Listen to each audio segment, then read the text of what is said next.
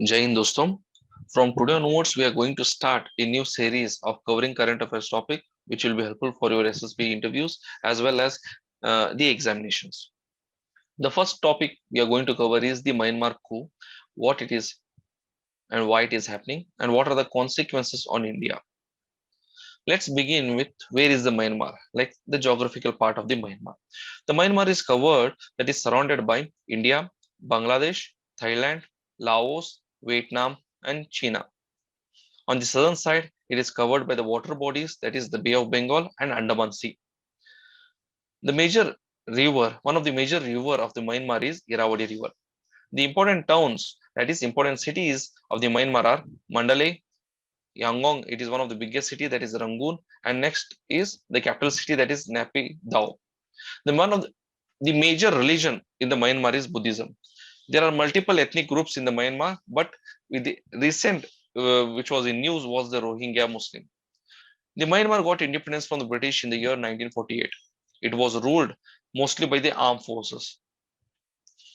Now we'll try to understand the brief background of Myanmar, how it is came into origin or consequences, challenges they were facing during the course of time.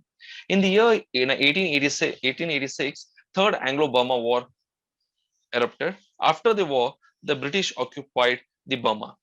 The British included Burma into the British India provinces, and later on in the year 1937, the Burma separated from the British India. Now, the Burma is called as Myanmar, but the name Burma got it from one of its ethnic group, that is Burmans who were living at that time in that area in a large number. So the British called that area as Burma. In the year 1948, that is 4th Jan, the Burma got independence from the British India. Later on, in the 1968, 1962, and 1986, a coup happened in the Myanmar.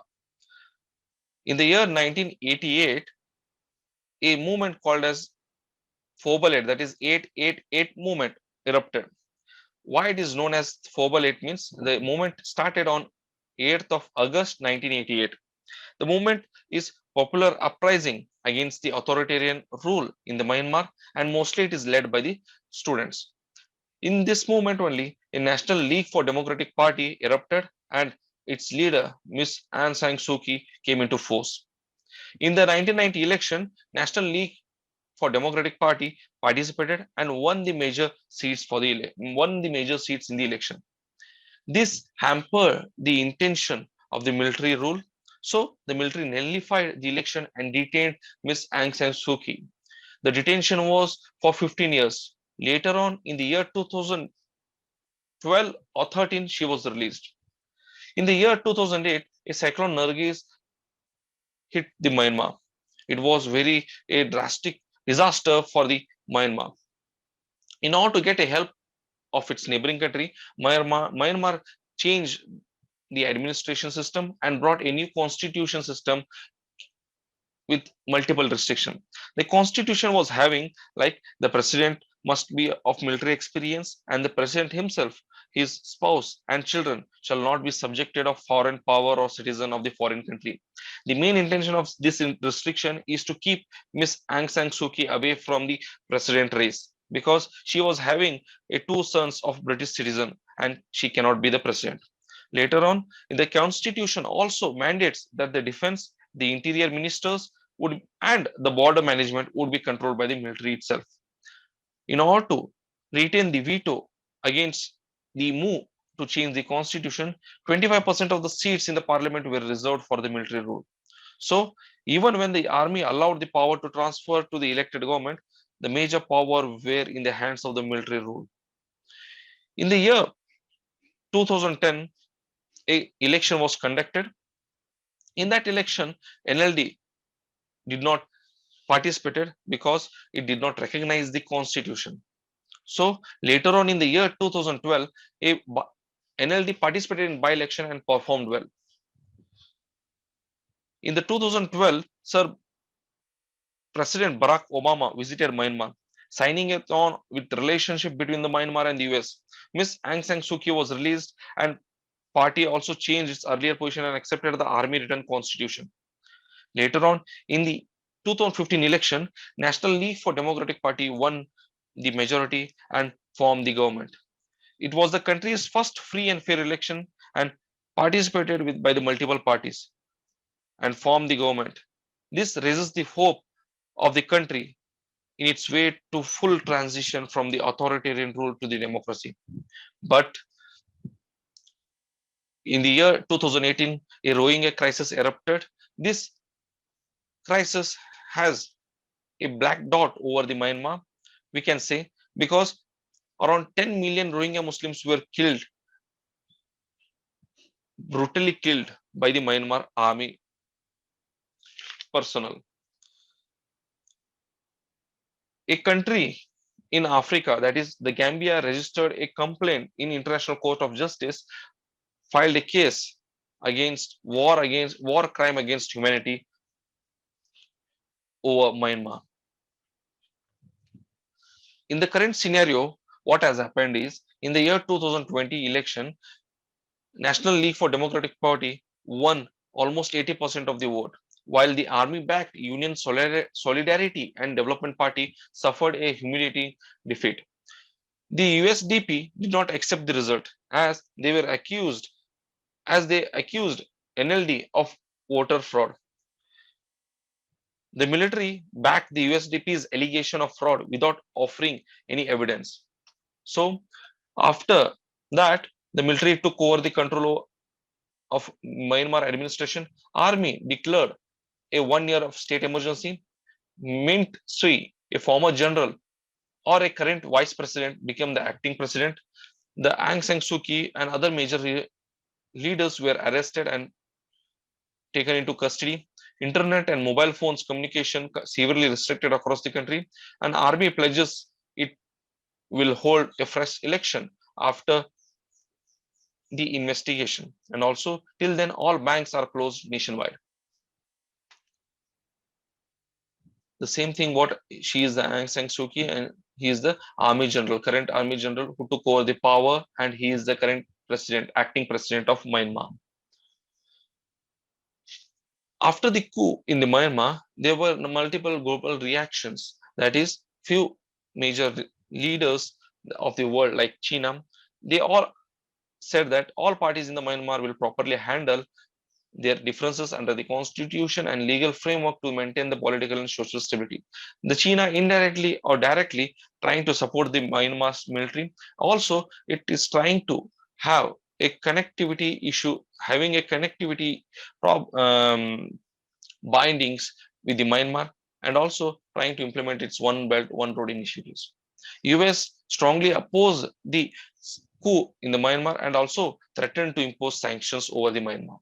The ASEAN country smartly parted away from this issue by saying it as an Myanmar's internal affair. On India's part, India supported the process of democratic transition initially in the Myanmar, but it expressed deep concern over the recent development in the Myanmar because India represents itself as one of the largest democratic country in the world. So India can't cut off itself from the Myanmar military because it has a significant economic and strategic interest in the Myanmar and its neighborhood. Also, the India's relation with the Myanmar's military, that is India's Act East policy. In that policy, the Myanmar is a cornerstone and Myanmar is one of the major role to play in that. Also, the Myanmar has a good relation in the border. Recently, it handed over 22 Indian insurgents across the border. Also, in the recent meet, Myanmar is importing the military equipments from the India. With the COVID cases, 1.5 million doses of COVID vaccines were sent by the India to the Myanmar while putting China's 3 lakh doses on hold. This all development shows that India's relation with the Myanmar is on par with the China. Next, India's interest in the Myanmar. First of all, the infrastructure and connectivity. India has cultivated several infrastructure and development projects in the Myanmar. The important part is the Kaladan multimodal transit transport project.